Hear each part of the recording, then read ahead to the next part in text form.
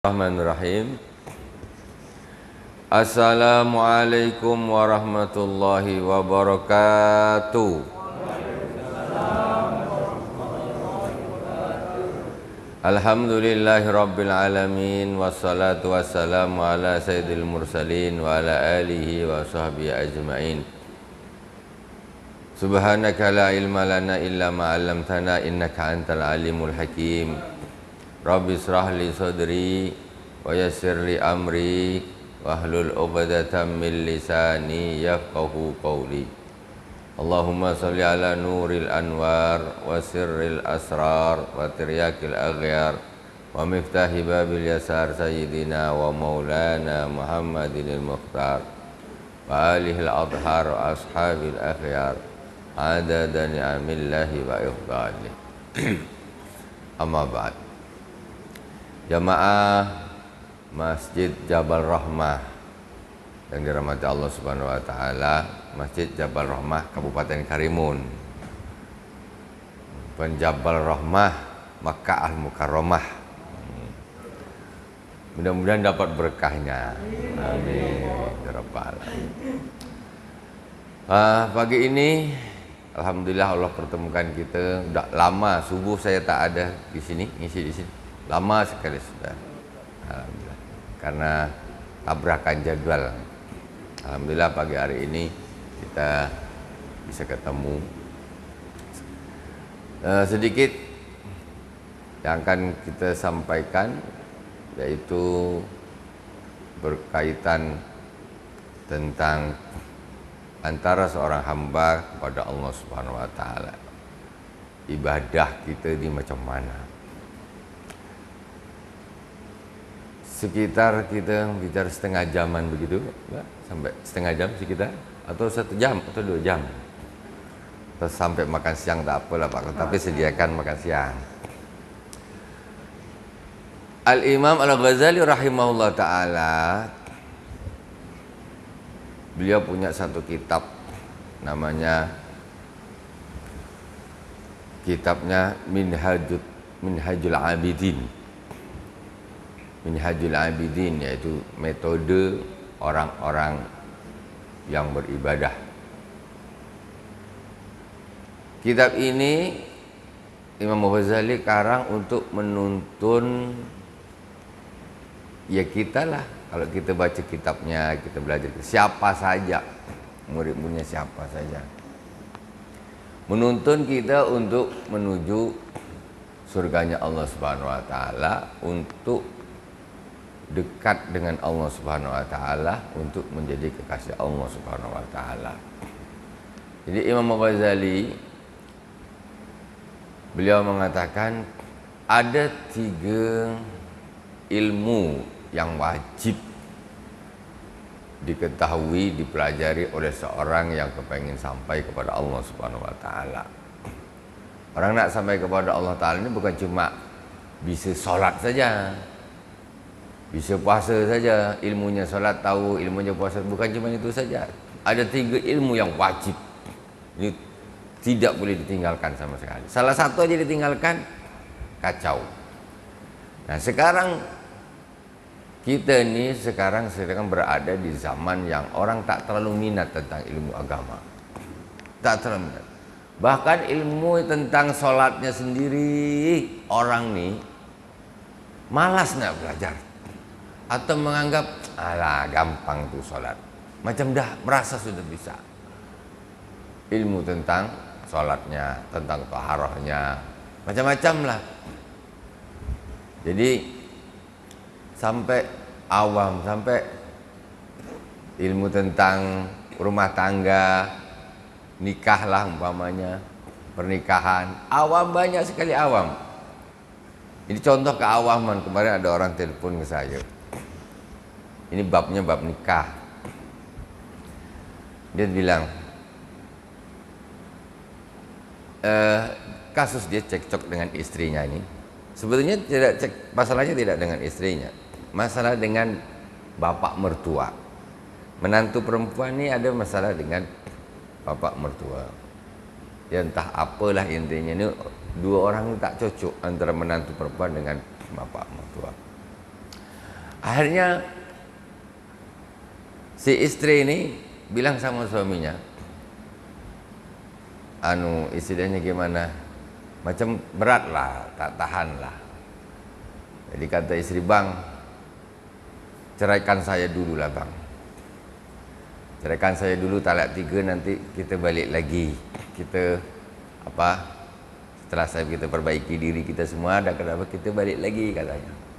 Kata si istri, minta ceraikan. Pokoknya minta betul, kata suami, iyalah kalau gitu, jatuhkan talaknya. Langsung kontan talak 3 dijatuhkan. Kata istri tadi, nanti kalau kita dah bisa, keadaan dah bagus, kita balik lagi bang, katanya. Lah macam mana minta talak 3, kata dia nanti kita dah bagus, kita nak balik lagi, kan tak bisa. Ini contoh awam. Contoh, ini ilmu tentang awam. Jadi masa pernikahan juga banyak keawaman orang. Itu pun maksudnya punya penting, tetapi ada yang lebih penting, sebenarnya ilmu tentang sholat dan sebagainya. Dan hakikatnya ilmu tentang sholat, tentang puasa, tentang zakat, itu masih sepertiga ilmu yang dibutuhkan untuk kita beribadah kepada Allah Subhanahu Wa Taala. Sepertiganya. Masih ada 2 lagi yang sangat penting. Jadi sebetulnya kalau kita ini menuntut ilmu sampai kita mati pun itu tak akan habis ilmu itu. Apalagi kita tak nak belajar. Tapi kalau tak nak belajar sekali, macam-macam dah habis ilmu itu, macam dah pandai, semuanya macam dah bisa. Makanya kata orang, kalau orang ini menuntut ilmu itu seperti orang minum air laut. Orang minum air laut nih, dia tambah haus, tambah haus. Begitu dia belajar, dia nampak, aduh ini aku belum tahu, ini aku belum tahu, ini aku belum tahu, aduh ternyata kan masih sangat bodoh. Jadi dia belajar macam orang minum air laut. Jadi haus terus, tak ada berhentinya. Nah, jadi ini contoh aja satu kasus seperti itu, keawaman. Jadi di antara 3 ilmu yang harus kita dapatkan, yang pertama sekali itu adalah ilmu tauhid. Ilmu akidah ini pertama. Sebelum orang nyembah Allah Subhanahu Wa Taala, dia harus tahu Allah Subhanahu Wa Taala dulu. Orang nak nyembah sesuatu tapi yang disembah dia tak kenal macam mana, akhirnya dia entah, pokoknya ikut-ikutan aja lah. Akhirnya orang banyak yang sesat. Ketika dia tidak belajar ilmu tauhid, dia sesat. Nyembah yang tidak semestinya disembah. Ilmu tauhid ini dasar sekali satu. Orang belajar. Makanya sekarang tengoklah, orang sholat semua, puasa semua, baca Quran semua, tapi akidahnya berbeda, sesat. Macam mana? Contoh, aliran banyak Ahmadiyah menabikan ada nabi setelah Nabi Muhammad, Mirza Ghulam Ahmad. Ini kan sholat ya, baca Quran, ngakunya Islam. Ini akidah sesat. Kalau sholat kayak apapun, ya itu secara hukum ilmu akidah, ilmu tauhid, mereka itu bukan Islam lagi. Karena mereka menabikan selain Nabi Muhammad Sallallahu Alaihi Wasallam. Tidak ada Nabi selain Nabi Muhammad. Kata mereka, kok Nabi terakhirnya Mirza Ghulam Ahmad, bukan Nabi Muhammad. Itu mereka. Selain ini akidah ini harus rajin sholat, akidah sesat, neraka. Jangan tidak.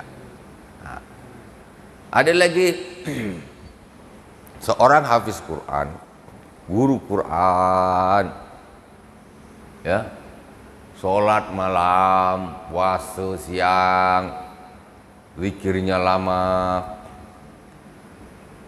tapi akidahnya salah. Bukti kesalahan akidahnya apa?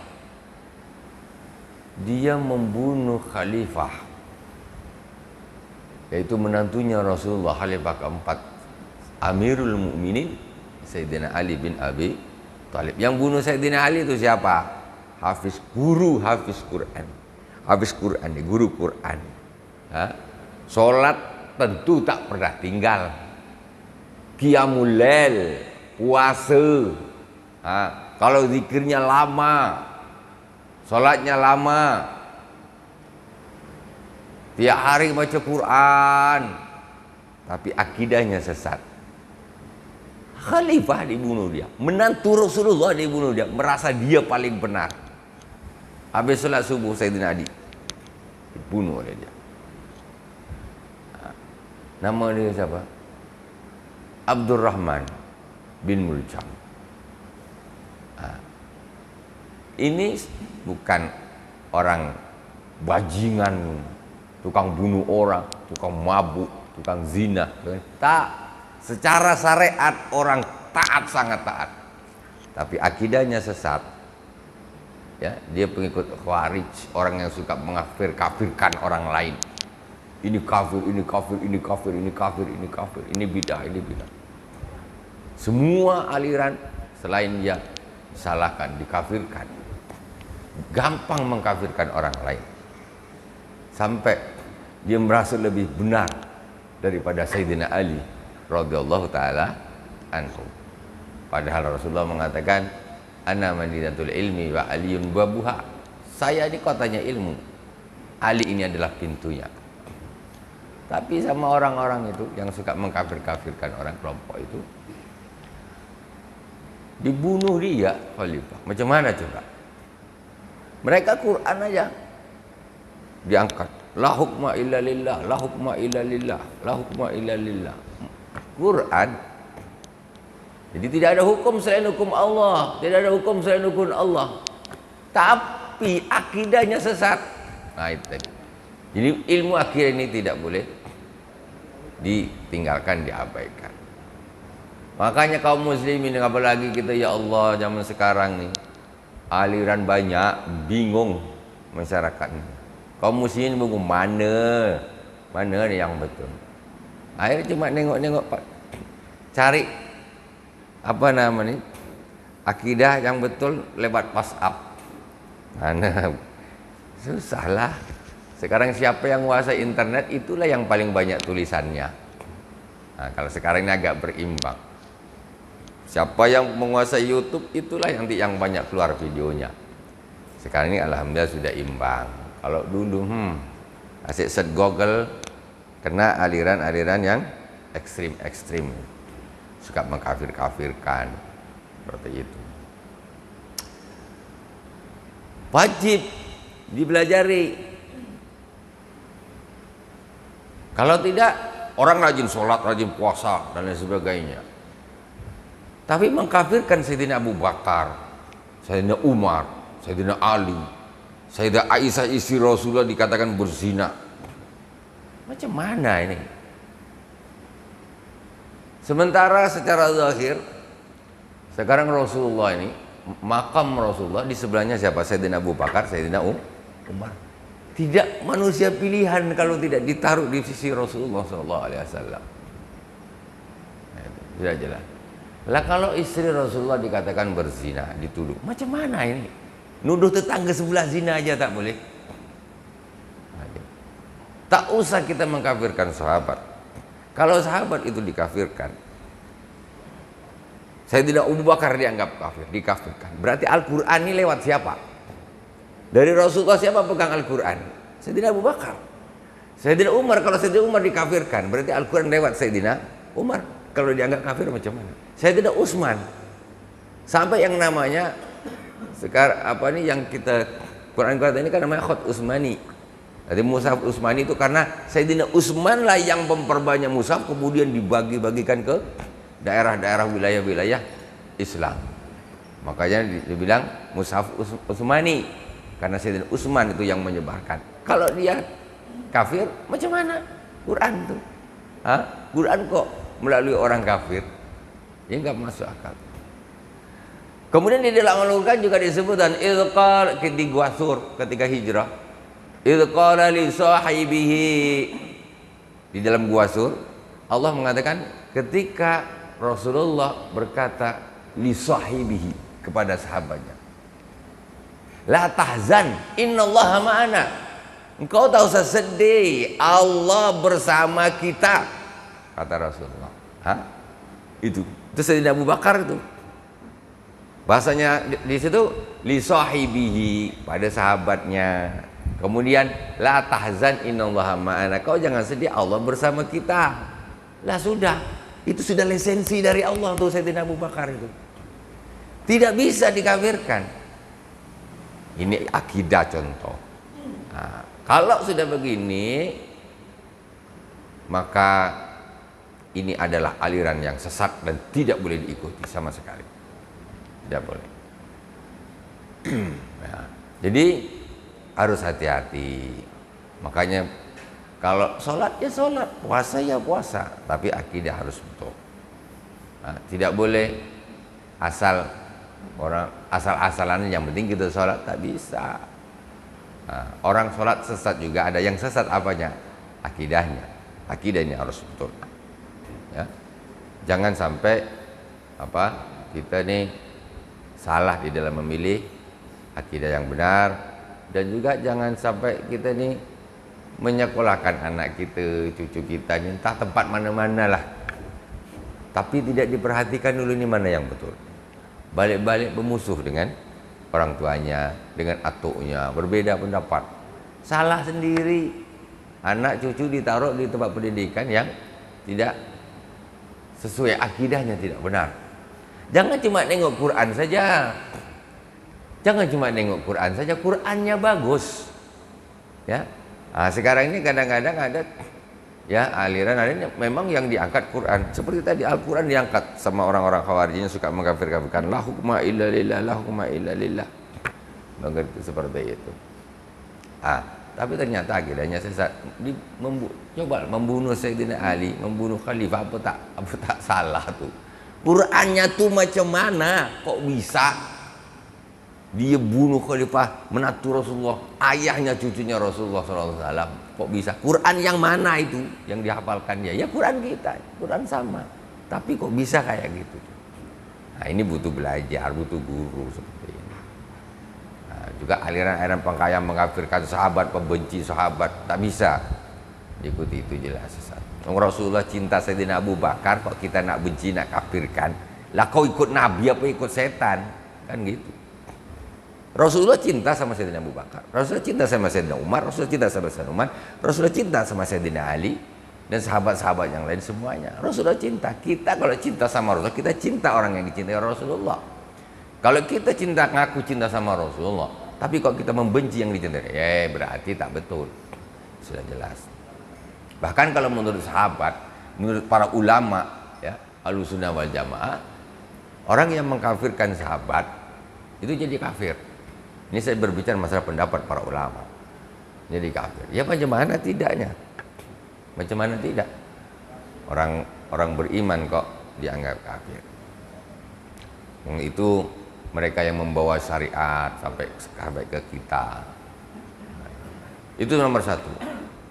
Nomor dua, ilmu yang wajib kita ketahui, ini kata Imam Ghazali, yaitu ilmu syariat atau ilmu fikih. Ini ilmu fikih ini harus, ya. Orang akidahnya betul nih, akidahnya mantap, ahlu sunnah wal jamaah, pas akidahnya betul. Tapi fikihnya dia tak ada. Taharahnya tak betul, tak tahu macam mana bersuci yang betul. Solatnya tak betul, Fatihahnya tak betul. Banyak rukuk sujudnya ini tak ada tumakninanya, tak apa. Akidahnya sudah betul, sudah belajar ilmu tauhid, ilmu akidah dah belajar. Tapi caranya taharah ternyata salah. Tidak sah wudunya. Kata dia sah tapi dia tak paham. Atau sholatnya dia tidak sah, tapi menurut dia sah karena dia tak belajar. Apakah Fatihahnya itu salah, makhrajnya dan sebagainya. Akhirnya dia sholat selama 60 tahun dia sholat dengan cara seperti itu, dengan fikih seperti itu yang dia tidak mau belajar, satu rakaat pun tidak ada yang sah. Macam mana orang? Jadi sholat itu bukan hanya sekedar banyak saja, tapi kualitas. Itu yang penting. Macam mana? Istinja yang betul macam mana? Ya, mandi janabah yang betul macam mana? Ini sholatnya ini, rukunnya yang mana, ini yang mana, baca Fatihahnya, Qur'annya betulkan dulu. Paling tidak Fatihah itu harus betul, karena itu adalah rukun sholat. Seperti itu. Wajib.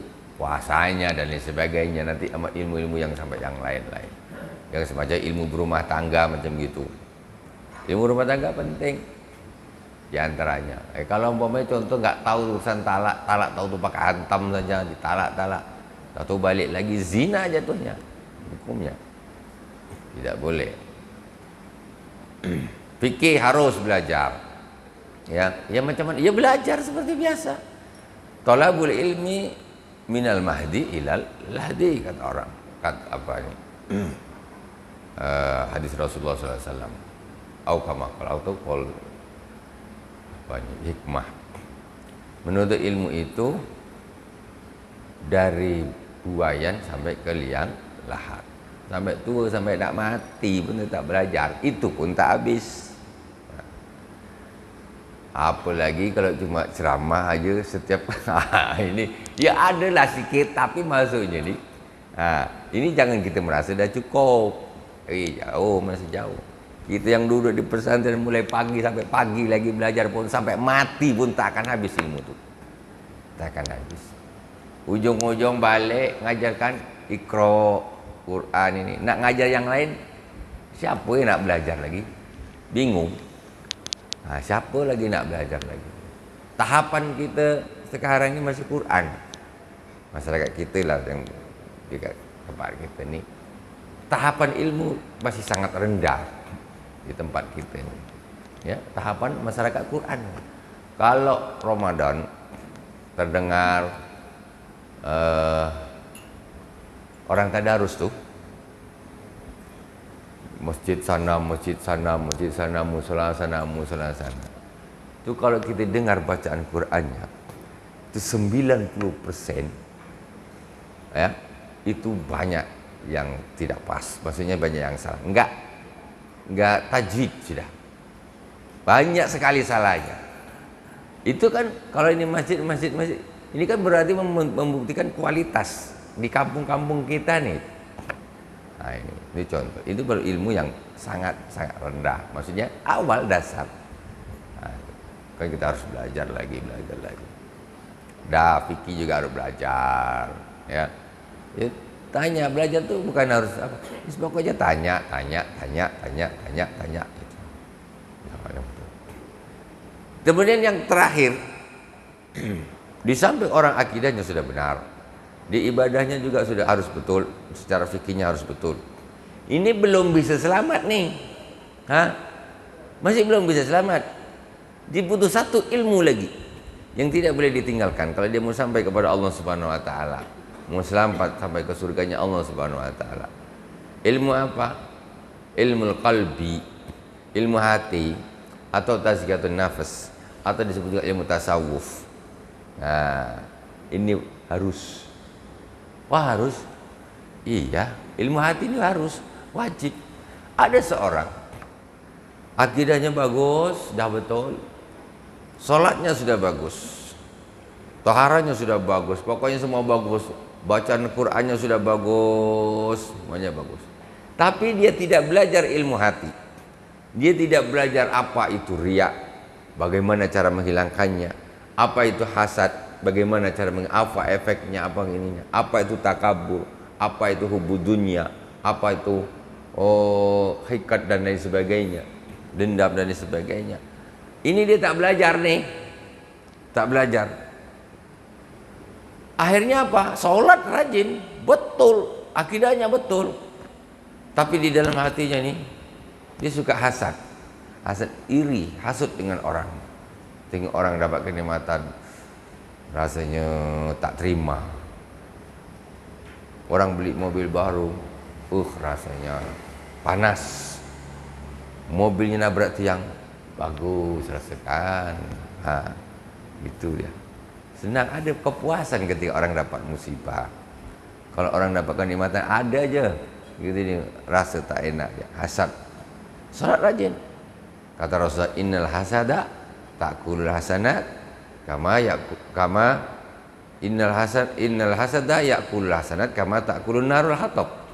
Sesungguhnya sifat hasad, iri, hati itu, dengki itu bisa menghabiskan kebaikan, pahala-pahala kebaikan menghancurkan semuanya, memakan semua pahala kebaikan, seperti api yang memakan kayu bakar, habis. Rajin sholat tapi hati tak bisa jaga, habis ibadahnya. Rajin sholat nih, Allahu Akbar, rajin infak, tapi dia tidak bisa menjaga hatinya nih dari riya. Tak ada belajar, dianggap ini aku udah ikhlas nih, dianggap dia. Tapi hakikatnya setelah belajar ilmu, kamu tuh lu belum ikhlas tuh namanya. Masih nyebut-nyebut lagi nih lah. Dikira infaknya udah sebanyak gunung, ternyata sampai akhirat tengok buku nol saldo, habis semuanya. Kenapa Bu? Riya, habis. Padahal ibadahnya itu udah bagus sudah. Itu contoh. Jadi ini 3 ilmu ini hanya sekedar contoh saja. 3 ilmu ini wajib kita pelajari, tidak bisa tidak. Orang cuma ngambil ujungnya saja. Ilmu hati saja contoh, orang ambil ilmu hati saja. Hatinya baik dia, tak suka ngomongnya baik, tak suka ngatain orang. Hatinya pun tak pusing-pusing nganukan orang lah, pokoknya enak lah, suka bantu orang dan sebagainya, ramah dia. Dia ambil ilmu yang ketiga saja. Ilmu kedua dia tak ambil. Belajar fikih tak mau puasa samu. Macam mana? Apa orang hati baik saja kalau terus tak sholat tu masuk surga? Tak bisa. Ada orang, aku yang penting hati baik, tak pakai jilbab tak apa-apa katanya. Belum. Macam mana ini? Hati baik ini tak boleh dipisahkan. Jilbab dipakai, syariat dipakai, akidah harus betul. Tak bisa gitu. Kalau memang orangnya luar biasa, rajin, bantu ini, senang, dermawan, itu orang tapi tak sholat pula dia ini. Lah macam mana? Ada kan orang seperti itu. Tapi ini kalau bab sholat ini paling malas dia. Tapi kalau bantu orang, sedekah ini, pokoknya enak, ngobrol enak lah orang ini. Sayang pula ilmu kedua tidak digunakan dia. Fikih tidak digunakan. Wajib. Ada orang itu tadi ngambil fikihnya saja, ya gak selamat juga. Rajin sholat, memang rajin, paling rajin sholat tuh memang awal waktu, rajin jamaah terus. Itu tadi hati tak dijaga, habis. Akidahnya sesat, habis semua. Ini 3 tidak boleh dipisahkan. Cuman kalau untuk di masyarakat nih, ilmu yang nampak orang tuh nampak baik, itu ilmu yang kedua dan ketiga. Orang rajin sholat, nampak orang soleh kan? Nampak orang soleh. Nah, ini bahayanya apa? Dia merasa sudah cukup. Akhirnya dia tidak mau ke tauhid, tidak mau belajar ilmu hati. Dia merasa sudah. Orang lain dah nilai dia ini orang soleh, orang bagus. Ternyata baru 1/3 saja. Yang 2/3 dia belum amalkan. Ataupun tadi orang yang bagus secara di masyarakat, bagus ini. Itu orang banyak suka dia. Nah, seperti itu. Bagus. Orang nengok ini banyak suka. Karena ini yang nampak di mata orang tuh nampak. Yang tak nampak di mata orang ini akidah itikad di dalam. Ilmu yang pertama ini. Jadi begini, itulah antara 3 ilmu ini memang tidak boleh kita pisahkan sama sekali. Ya, kita belajar sama-sama untuk menuju kepada Allah Subhanahu wa taala. Jadi semuanya para aulia menjadi wali itu bukan hanya karena rajin sholat saja, atau dia rajin puasa saja, tidak. Tapi dia akidahnya betul dan hatinya juga bagus. Orang kalau udah ada sifat sombong di dalam hatinya, sholat kayak apapun, rajin kayak apapun, dia akan tetap jauh dari Allah Subhanahu wa taala. Tidak bisa. Karena man takabbara wada'ahullah. Siapa yang takabur, yang sombong, maka Allah akan turunkan dia. Namun kan turunkan macam mana? Rajin sholat tapi derajatnya rendah. Kemudian la yadkhulul jannata man kana fil qalbi la yadkhulul jannata man kana fi qalbihi mithqalu dzarratin min kibrin. Atau kama qala, tidak masuk surga orang yang di dalam hatinya ada sebesar zarrah sifat sombong. Lah macam mana? Orang sholat, rajin sholat sombong kan bisa, maksudnya banyak gitu, ada. Nah, tapi fokusnya orang sekarang ini kepada rekaat saja, ini yang masalahnya. Sholat memang betul, tapi jangan berhenti di situ. Nah, dia tidak fokus kepada yang lain. Ini yang jadi masalah. Berhenti di situ, merasa sudah cukup, gini sudahlah, dah hebat dah nih, kunci surga di tangan sudah nih. Padahal kata Rasulullah, tidak masuk surga orang yang di dalam hatinya ada sebesar biji zarrah kesombongan. Lah, kalau orang tujuannya sama tentu ibadahnya bagus, sholatnya bagus, ini sifat sombong juga harus dibuang. Tak bisa. Nah, ini contoh. Baik, dari situlah kita tidak bisa melepaskan untuk mengaplikasikan ilmu ini tadi, 3 ilmu ini. Bukan hanya dipelajari tapi diaplikasikan. Mudah-mudahan Allah Subhanahu wa taala memberikan kita taufik, hidayah, inayah ya, agar kita ini bisa menjadi orang yang taat ya. Bisa Allah Subhanahu wa taala pilih menjadi hamba-hambanya, menjadi kekasihnya. Ya Allah akan berikan hadiah yang luar biasa di dunia dan di akhirat. Amin Allahumma amin. Cukup demikian dari awal sampai akhir. Mohon maaf atas segala kekurangan. Subhanakallahumma wa bihamdik, asyhadu an la ilaha illa anta astaghfiruka wa atubu ilaik. Wassallallahu ala sayyidina Muhammadin wa ala alihi washabihi wa baraka wa sallam. Alhamdulillahirabbil alamin. Wassalamualaikum warahmatullahi wabarakatuh.